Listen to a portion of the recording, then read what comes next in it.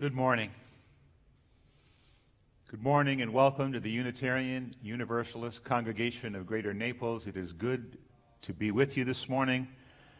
We're so grateful that you've joined us this morning on this special day. Our mission statement begins with the words, "We are a welcoming congregation." Those words are not used lightly. It is a designation that has been achieved through some hard work, both as being an accredited welcoming congregation and then a re-accredited congregation, a welcoming congregation. And so we honor the words, we're proud of those words, and yet we know we still have much to live into when it comes to being truly welcoming to all who have and experience a sense of difference, a sense of uncertainty in their lives, an openness we strive for. We are a welcoming congregation, freely seeking intellectual and spiritual growth. We strive to create a larger community of peace, justice, and love. Today is our Pride service, often held in June or January, and of course with the virus, things have changed quite a bit, and so we offer today a service in a slightly different format, but with love and with hope that you will appreciate the words that are shared this morning. I'd like to especially thank Annie Roger Yeager for doing the yeoman's work in pulling the service together and contacting our guest speaker, and just making everything work this morning. If you are new to us and are interested in finding out more about this congregation and more about Unitarian Universalism, then I urge you to go to our website, www.uunaples.org, and check us out, or send an email to office@uunaples.org and let us know that you'd like to be on our mailing list. And if you do that, then you'll receive regular email announcements of all the activities that are going on each and every week. I have a couple of things that I want to announcements that I want to share with you this morning. First of all, I know many of you have sort of talked about issues with sound in our Sunday morning services, some of you not. But those of you who have a concern, we are hoping that we've addressed that. And if not, then I hope you'll speak up in the chat. Daniel found a possible solve to that problem, so let us know. Number two, I want you to pay some attention to our news and the launching of our database called Breeze. Read the information there. Know that over the course of time, you will be invited to participate in the database, to enter your own information. And so we're looking forward to sort of launching that slowly. But pay attention to the news as it comes out about our new database. Our Wonderful Wednesday this week will be the first of two presentations and discussions exploring Buddhism. That's Wednesday the 28th at 7 o'clock, and as always, the Q&A with the minister will take place on Thursday at 7 o'clock, both on Zoom, and the links will be provided in the email notices. Our guest speaker this morning is C.B. Beale. C.B. uses the pronouns they, them, theirs. They specialize in facilitating learning experience that involved issues of marginalization, oppression, and privilege, helping participants hold the complexities of our lives in perspective, to co-create safer, braver spaces in which people can be challenged to learn and grow. Prior to consulting full-time, C.B. served the Unitarian Society of Northampton and Florence, Massachusetts for 16 years as the Director of Religious Education. C.B. received their Masters of Divinity from Union Theological Seminary in New York in 1991 and was the Unitarian Universalist Association's recipient of the 2019 Angus H. McLean Award for Excellence in Religious Education. So, let's center ourselves now and enter into our time of worship while Stu plays our morning prelude.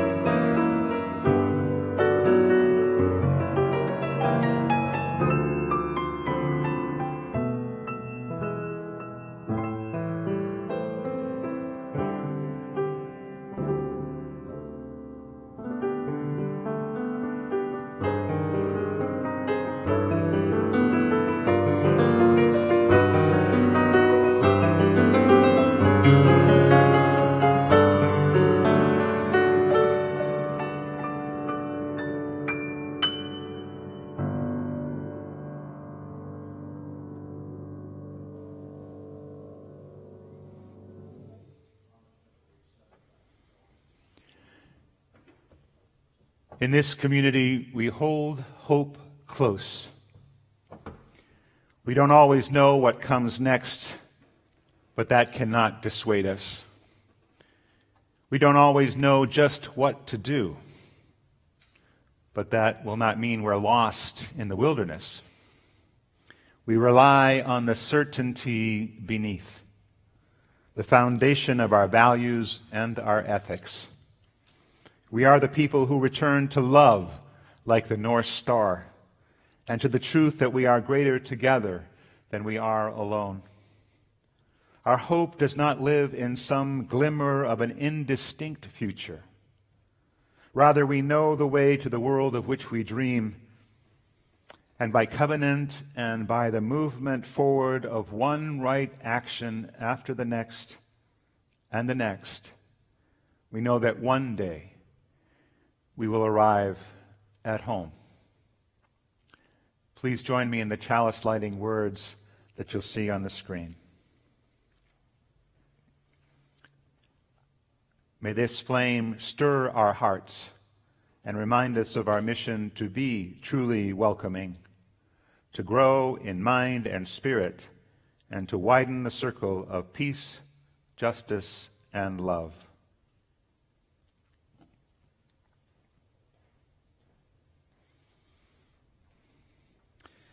And thanks, Annie Roger, for lighting our chalice this morning. It's great to have you here with us. Our opening hymn is Answering the Call of Love by Jason Shelton. Words will be on your screen.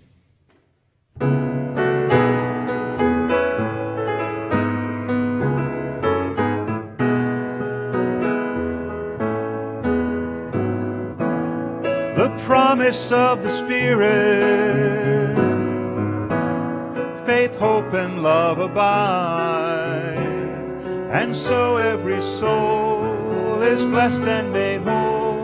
The truth in our hearts is our guide. We are answering the call of love. Hands joined together as hearts beat as one, emboldened by faith, we dare to proclaim. We are answering the call of love. Sometimes we build a barrier to keep love tightly bound, corrupted by fear, unwilling to hear, denying the beauty we found. We are answering the call of love. Hands joined together as hearts beat as one, emboldened by faith, we dare to proclaim. We are answering the call of love. A bright new day is dawning, when love will not divide. Reflections of grace in every embrace, fulfilling a vision divine. We are answering the call of love. Hands joined together as hearts beat as one, emboldened by faith, we dare to proclaim. We are answering the call of love. Answering the call of love.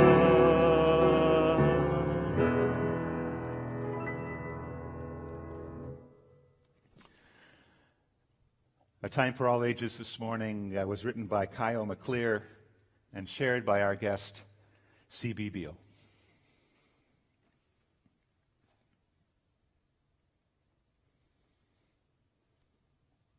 I'm going to tell an adaptation of a story originally penned by Kyle McClear. The characters in this story, which I'll tell you a little bit about because it's a picture book, but you don't have pictures today, you have me. The characters are a spork, its parents, the fork and spoon, and various other cutlery. Later in the story, a toddler comes upon the scene, very suddenly. Spork was neither spoon nor fork, but a bit of both. Spork had two parents who both thought that Spork was perfectly sporky, but Spork stuck out. In the kitchen, forks were forks and spoons were spoons. Cutlery customs were closely followed. Mixing was uncommon. The forks and the spoons knew who they were and what they were for. Now, naturally, there were rule breakers, knives who loved chopsticks and tongs who married forks, but such families were unusual. Spork spent most of their time tucked in the bottom corner of the back drawer in the kitchen. You know the drawer, the one with the 5 corn-on-the-cob forks and the 3 plastic straws and the old can opener that sticks, but we keep it for when the good can opener has gone missing. That's where Spork stayed. When Spork came out of the drawer to sit on the countertop, the other utensils would say hi and move on, or they'd forget they'd met Spork many times before, or they'd ignore Spork completely, or sometimes they'd ask intrusive questions. One day, after the billionth time Spork was asked, "Have you been coming here long?" And, "What are you anyway?" And, "Has your body always been like that?" And the zillionth time Spork was passed over when the table was being set, Spork sighed and thought, "It must be easier to be a single thing." And Spork decided to try and pick just one thing to be. Spork thought to start by fixing their head. Spork put on a bowler hat to look more spoonish, but the forks thought that Spork was too round. Then Spork made a paper crown to look more forkish, but the spoons thought that Spork was too pointy. Spork wondered if there were other lonely creatures out there with no matching kind, who never got chosen to be at the table, who didn't really belong. They wondered if there was an egg beater rolling pin, or a garlic press ice cream scoop, or a spatula teapot. But Spork never met them. At dinner time, Spork watched from the counter while the spoons played pea hockey and skillfully balanced boiled eggs. Spork sat off to the side while the forks raked fancy patterns in the mashed potatoes and twirled noodles around in complicated circles like rhythmic gymnastics. At the end of this and every other meal, Spork looked on while the others enjoyed a fabulous dip in the pool. There were even bubbles and a spongy massage. Spork was there, watching from the counter, then shuffled back to their drawer. Then one day, a messy thing arrived. This messy thing had obviously never heard of cutlery customs or table manners. It had its way with the spaghetti. It giggled to see the peas bounce and spread across the floor in great patterns of escape. No cutlery customs at all. The messy thing smeared and spilled and flung and clumped without a care. "Wait!" said the forks. Oh, but the messy thing did not wait. Oh, cling. "Careful," said the spoons, but the messy thing was not careful. Smear. "Oh, help," said the forks, while the messy thing continued to slop and splatter. The spoons said, "Quick, someone, They didn't know what to do with the messy thing.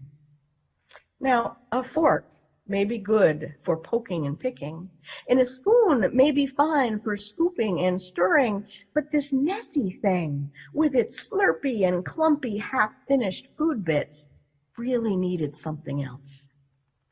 Something that could do all sorts of things at once, something flexible and easy to hold, something that was neither a spoon nor fork, but a bit of both and not really either.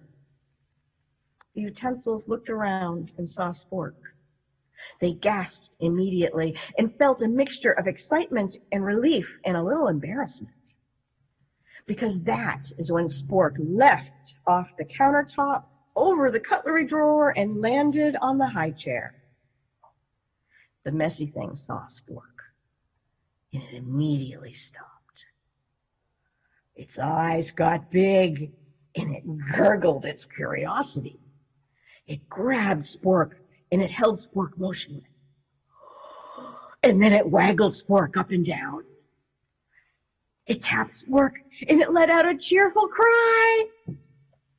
Ah!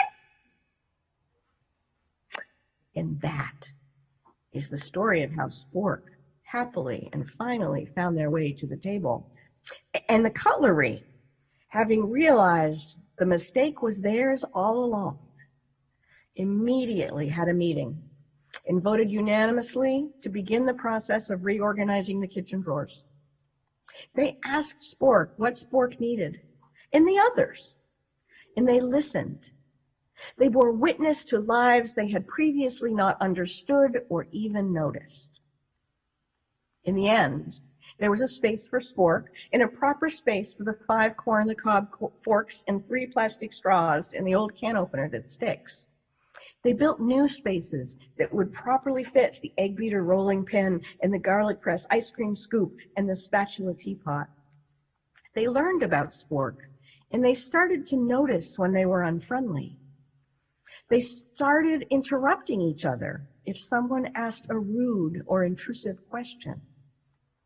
They stopped asking Spork and their friends to prove their experience, and they just started to learn about their experience.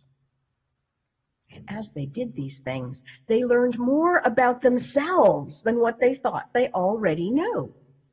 Why, they found out there was a whole subgroup of forks and spoons that would really prefer to play board games than spend so much time in the pool. Yeah. And there were some knives that really wanted to hang out in the garage with the hatchets. The utensils were all so busy thinking that they knew who they were. It hadn't occurred to them that they were already so many things at one time.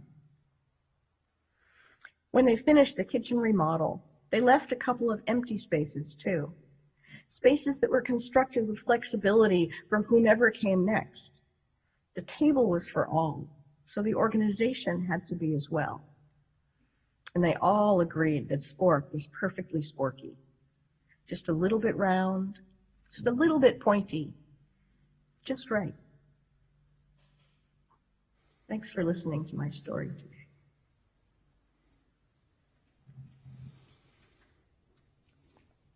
Let's join together in our centering hymn, There Is More Love Somewhere.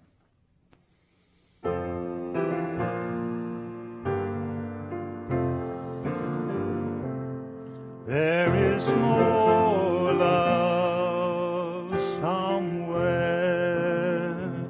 There is more love somewhere. I'm gonna keep on till I find it.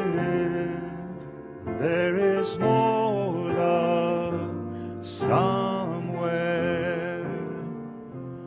There is more hope somewhere. There is more hope somewhere. I'm gonna keep on till I find it. There is more hope somewhere. There is more joy somewhere. There is more joy somewhere. I'm gonna keep on till I find it. There is more joy somewhere.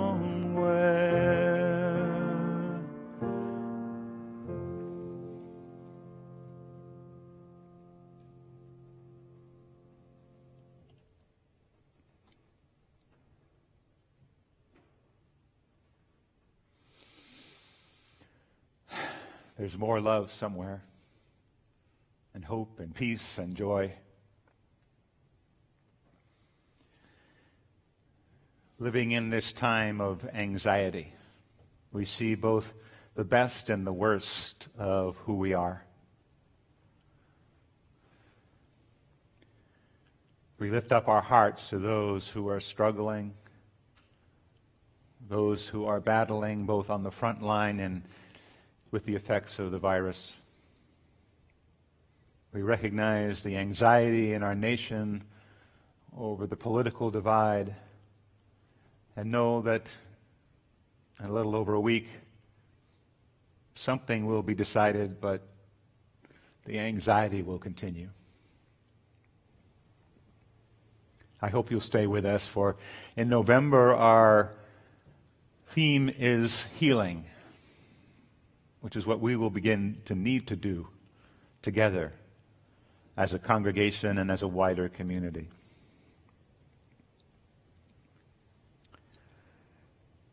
I received one request to express or share our hearts. Cindy Nayer's friend, Monica Bradley, is in the hospital and needs our love, our prayers, our thoughts. So if you would spend a minute just thinking about Cindy's friend, Monica. We think about members of our congregation who are struggling. We send our love to Joan Looney, who just celebrated her 81st birthday, but also is working on much deeper things, and our love to Glenn as well. We send birthday greetings also to Nora Wojcik, who celebrated her 95th birthday this past week. There are so many of us who have our individual struggles and also share in that wider anxiety.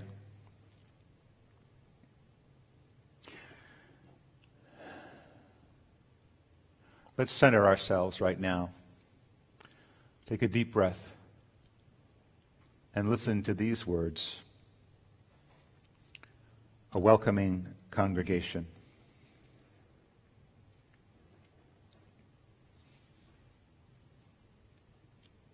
Spirit of life,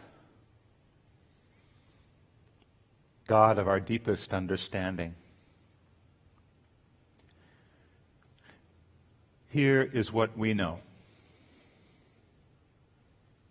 We know that we are all part of nature, made of star stuff and bound together by the rhythms and the laws of nature.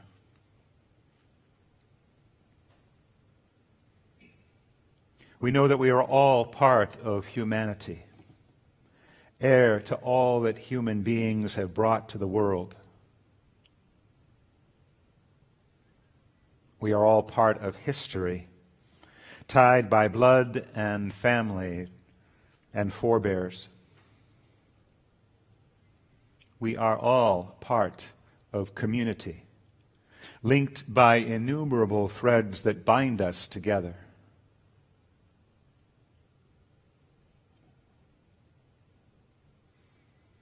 Connected in so many ways, it seems strange how we find it so easy to build walls of separation,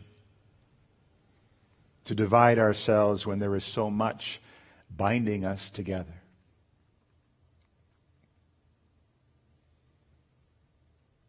Spirit of love, let us rise in praise of this day and the possibilities it holds. And let us lift up the dream of a time when we all feel part of the same family, honoring our differences, treating each other with respect, and loving ourselves enough to love everyone else. Let's spend some time in silence.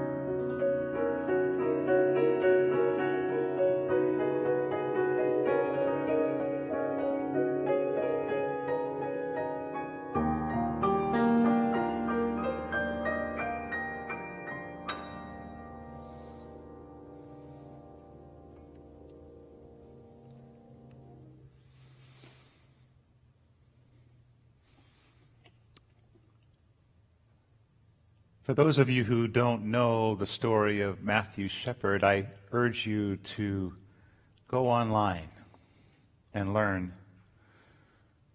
Feel the tragedy, feel the pain, feel the hope that resulted in the tragic death of this young University of Wyoming student as people wrote and sang and joined in action to create something important from a life that mattered.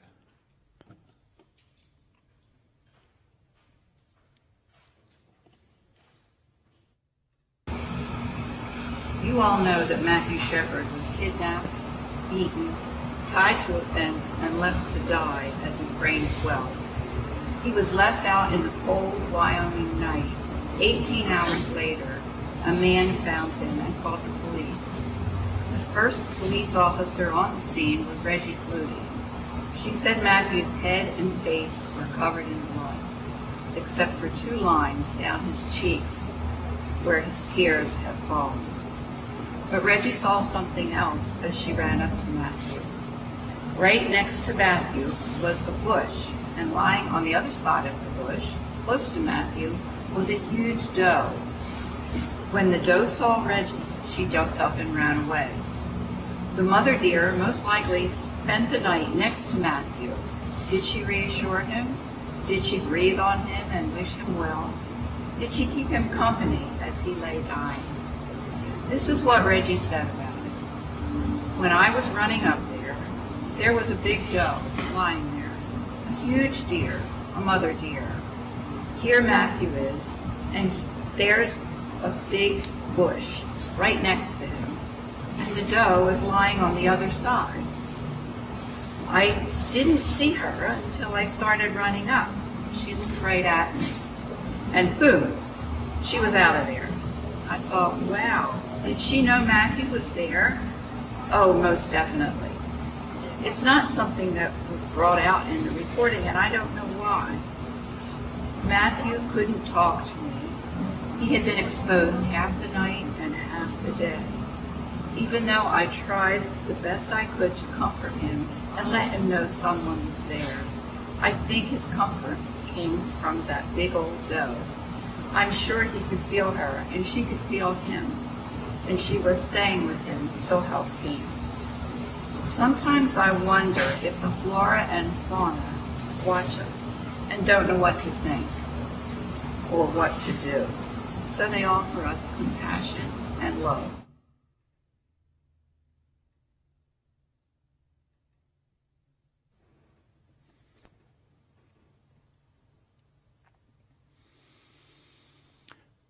Corey Creation is the driving force behind Naples Pride. She is a force of nature and a wonderful advocate for LGBTQ issues, for celebrating every person, and for her active participation across the spectrum of all justice issues in Collier County. Today she shares her reflection on pride.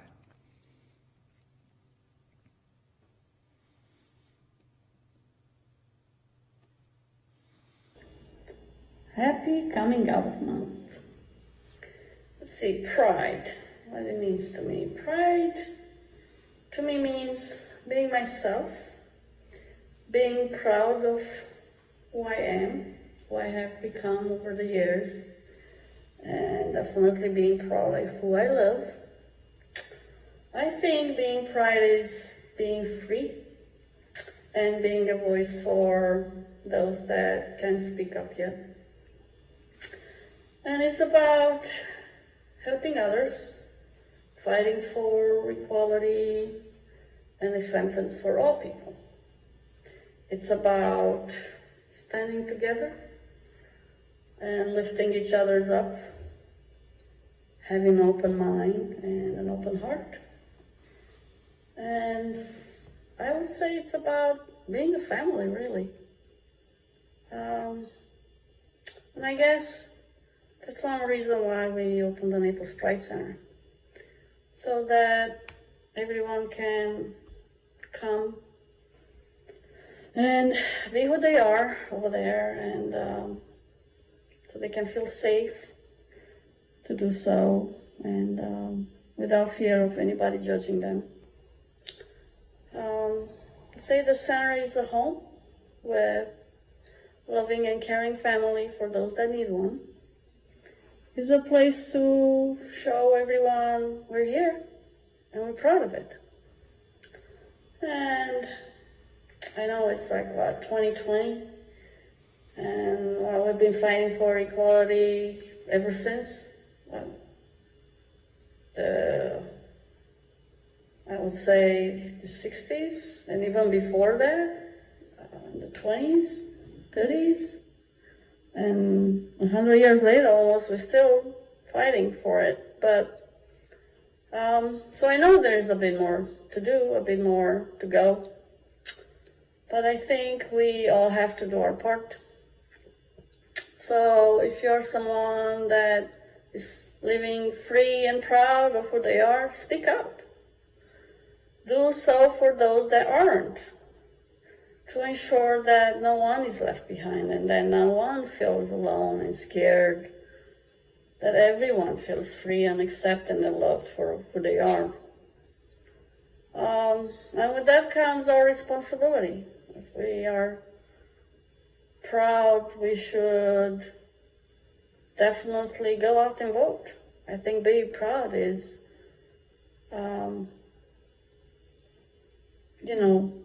being able to vote and cast your vote. There's a saying like, vote like your life depends on it. Well, this year it actually does. So your vote is your voice. Don't waste it. Show your pride and vote. So I think I leave you with that. Vote, really.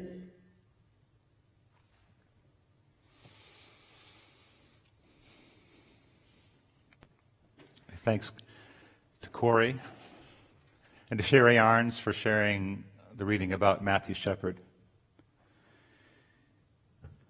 And to you for your energy in making this place, the Unitarian Universalist Congregation of Greater Naples, to keep it going. And you do that through your vote and your participation, your time, your talents, and there's so many, and your treasure. And so at this point in the service, we always ask that if you have a sense of connection, a sense of belonging with this congregation, or if you'd like to support the work we do, that you write a check and send it in, or go to our webpage and push the donate button. Today we gratefully receive your gifts, time, talent, and treasure. The morning's offering will be gratefully received.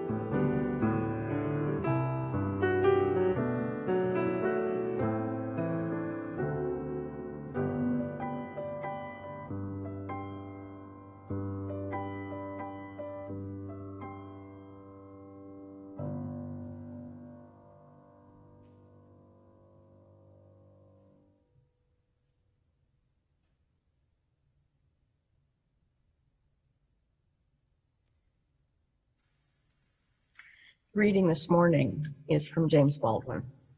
For nothing is fixed. For nothing is fixed.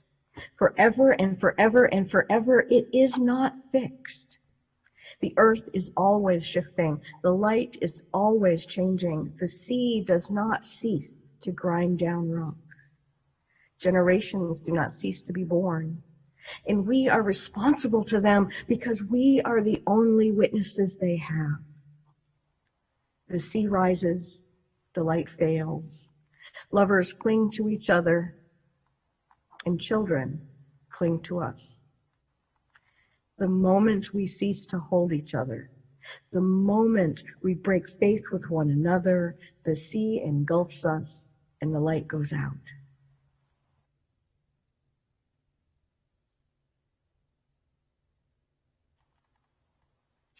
It can be said that Unitarians are particularly wordy people. I mean, look what I do for a living. We spend a lot of time talking about what we think is true. Politics, fixing what's wrong, teaching the children, about governance, polity, covenant. We think about something, we decide what's right, and we take positions on things. None of that was what Spork needed. As much as we use love to think and talk and argue and search for truth and meaning, these activities do not build trust. They might build knowledge or awareness. They might build the kind of connection that comes from striving together with common purpose. But talking about our ideas doesn't build trust. Talking about our lives and having our truth received and held dear, that does. Trust is not a cognitive, brain-based experience. It's primarily emotional.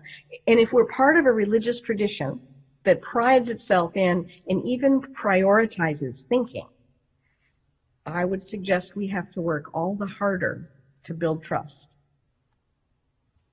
Spork had no reason to trust the utensils that were in charge, not simply because they ignored Spork, but also because they did not know or care about Spork's life.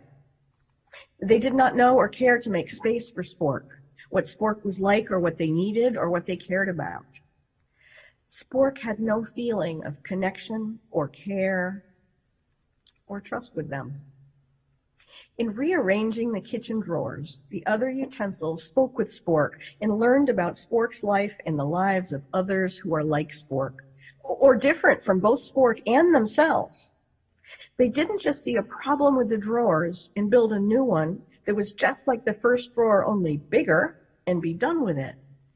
They connected with Spork in a way that meant that later on, they wouldn't ignore Spork in another situation. They would know Spork deeply. And Spork could trust them because they had made themselves trustworthy. They restructured things by changing their perspective, their behavior, and their environment. In congregational life, with discussions about funding and polity and the next social justice project, we spend a lot of time searching for what is right, what is best. When we're striving to be right, we're living in this cognitive brain, kind of competing for rightness. It becomes a battle. But battles are not beloved community. Now, in the right circumstances, this competing for rightness, this battle is necessary. We battle systemic racial oppression. We battle patriarchal and homophobic laws about policing people's bodies. We battle police misconduct. We battle creeping national fascism. That's important. And if arguing and battling is our most common way of interacting, it interferes with beloved community. So I want to talk about bearing witness, because bearing witness is different. When we bear witness to people, we must consistently notice and set aside our own thoughts and assumptions, things that don't make sense to us because we don't yet have the whole picture of what someone is sharing. We must recognize that when we are bearing witness to something that is so different from our own experience, we have to be careful not to dismiss it out of hand. When we bear witness, we prioritize the story someone else wants to tell over the questions that we have. over where we would like their story to go and how we would like it to end. And we prioritize the story they want to tell over how we mentally fill in the gaps. We return again and again to the story they are telling us, setting aside our assumptions. When we can still our minds and be present with someone, then is when we're able to express empathy. We can make space for people, and instead of trying to fix it for them, say, wow, that must have been hard. Or, oh my goodness, I am so sorry that happened. You did not deserve that. Or this is amazing. I'm so honored that you told me this. When we, all of us, tell the stories of our lives, other people have the opportunity to hold space for the unveiling of more of us. And I don't mean here just chit-chat, like talking about our kids' recital or a ski trip or humble bragging about a promotion, although those have social places in our interactions. But I mean more meaningful stories of our struggles for survival, our curiosity about who we are and why we do what we do, our learning and our growing. When we talk about things that are deeply meaningful to us, share our perspective and experience, and then we find that the listener has actually received and held, acknowledged, and believed us, we will find that person trustworthy. The person who receives our experience makes themselves trustworthy. But so often, we do not experience that, do we? We all too often experience people trying to fix us or fix our situation, or worse, telling us that our experience is wrong. And it's all too often we who try to fix things for others. When I was a kid on a stony farm in the Adirondack Mountains of New York State, I only knew about two genders, girl and boy. And I had two choices within girl or failed girl, just as within boy, there was boy or failed boy. Where I lived, they called a failed girl a tomboy, and they called a failed boy a sissy. People policed what a girl or a boy was supposed to be. As I got older, I worked hard to find words to describe my gender. Girl and woman didn't do it.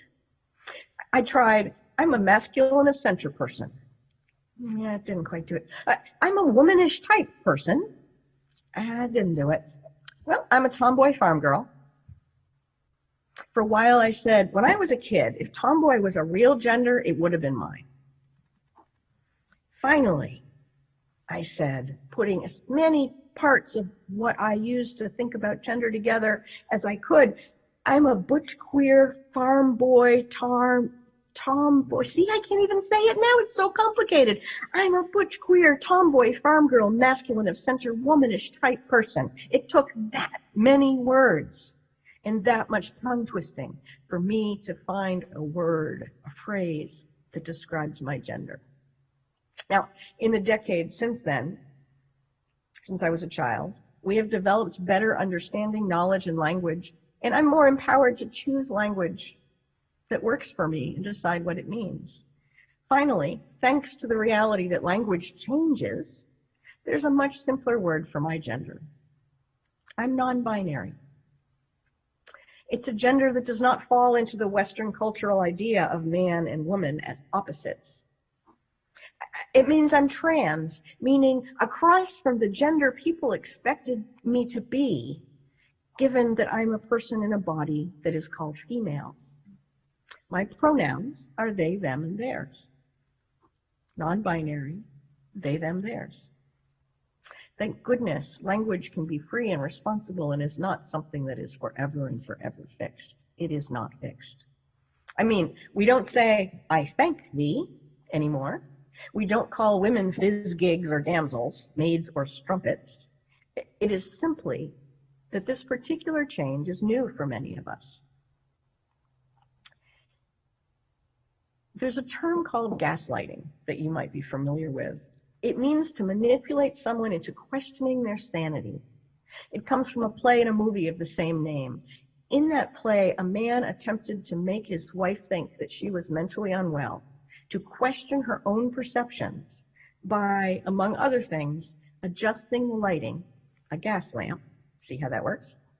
Adjusting the lighting downward, and when she would say, "It's dark in here," he would say, "No, it's not." And this was repeated and repeated until he was pretending to read the newspaper in the pitch dark, and she was questioning her own perception of reality.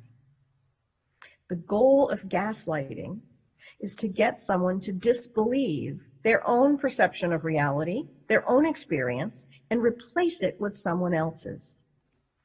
This is different than persuading someone to think differently. This is manipulation. This happens all too often in our personal and religious lives. People who are like sport, people who do not experience their gender in some different way than how broader society tells them they're supposed to. These people are gaslit in our society every day. People say, there's no such thing as trans. There's no such thing as non-binary. And the reasoning usually boils down to some version of, because I'm not binary and it doesn't make sense to me, so I don't believe you. Those of us who are survivors of dysfunctional families and abuse, or survivors of illnesses like fibromyalgia or chronic fatigue that other people told us we didn't have, those weren't real. We have experienced being surrounded by people who tell us we are wrong or broken. Also, those of us who were told we were bad and lazy when it turned out that we were neurodiverse and no one knew what it was back then. We have experienced people tell us our perceptions and our experience are not valid because our perceptions differed from theirs. Some version of, I don't have that. I've never heard of that. I haven't personally seen the science. I don't believe you. This is even more broadly true for those of us who are survivors of and live with pervasive sexism, racism, homophobia, ageism, and ableism. I've never seen that oppression like you said. I don't believe you. And I must admit, I have been on both sides of this. I am both the person whose reality is challenged by someone else who says it's not true and refuses to bear witness to my life. And I've been the person who has used my own reality to judge others. Sometime have me back and I'll tell you those stories because I am nothing if not my own cautionary tale. But for right now, I'll share this. I come from about 400 years of Puritan New Englanders, from people with names like Harbot Grimscuttle. And regardless of your personal family history, if you're you're deeply bound up in this history as well. And those of you in Florida, I bet many of you are actually from New England Puritans. I come from generations of people who, when someone dies, says, well, that's too bad. Well, got to get on with it. I come from people for whom grieving is private and internal and set aside quickly as possible, and empathy, if offered, is shaken off. Feelings are meant to be things that flash past, darting like a bird that never lands. And we are raised to believe, we Puritans, that our judgment is most likely right. We are raised to believe that we always know best, that we can rely on our experience to assess the world. Growing up on that stony farm in the Adirondacks, because not only do I come from 400 years of Puritans, I also come from bootstraps, individualism, and milk the cows at 4 a.m. I was raised knowing 3 feeling words: mad, sad, and what was the other one again? Oh yeah, mad. And personally, I think that it means that since I come from a long line of people who, because we never were able to identify or sit with our difficult feelings like grief, because we were never taught what it is to deeply experience what we are experiencing, our Puritan cultures, our Puritan roots in our family cultures lead us to gaslight even ourselves. We were never helped to find words for our gender. We were never supported to fully experience grief or many other emotions. So much of our whole culture basically prioritizes ideas about what we should be, how we should be, and what we should feel over learning who we actually are and experiencing ourselves in our bodies.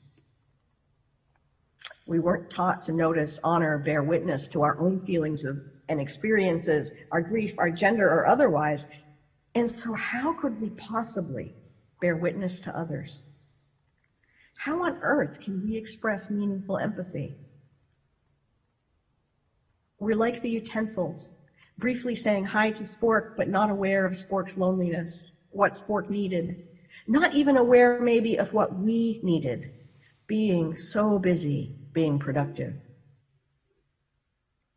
Some of us, realizing what our families had taught us about life was less helpful than they had thought, or that our coping mechanisms that kept those feelings at bay accidentally turned into an alcohol problem.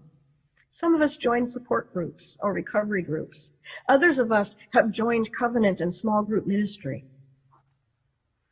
We may have been flummoxed when we first entered these rooms and found that people just sat quietly listening while someone else talked. Why they just ramble on and on.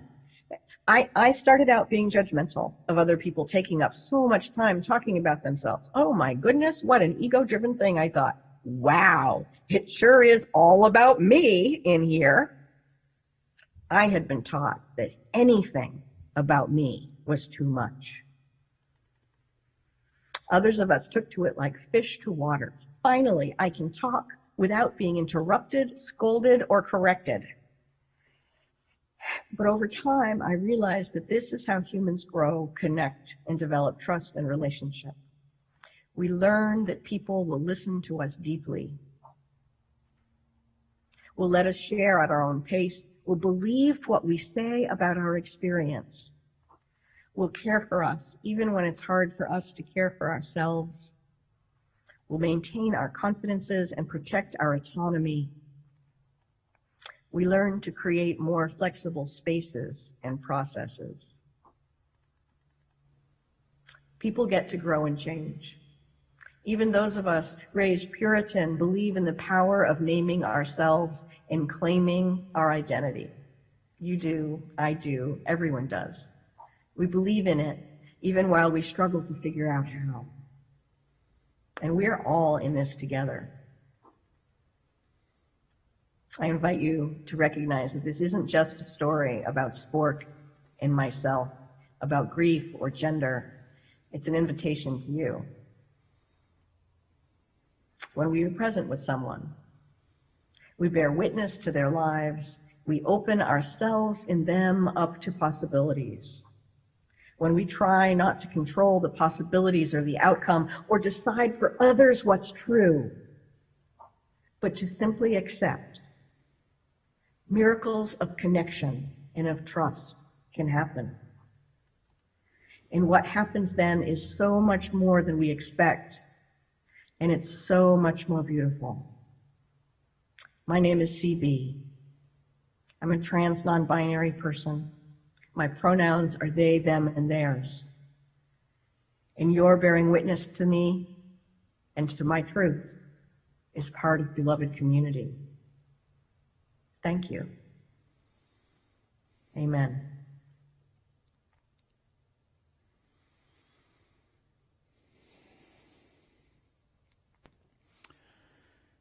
Amen. If you found CB's message as powerful as I did, I hope you'll share it using your YouTube app. CB's words will resonate throughout our year together as we explore how we interact with difference and how we find ourselves building beloved community.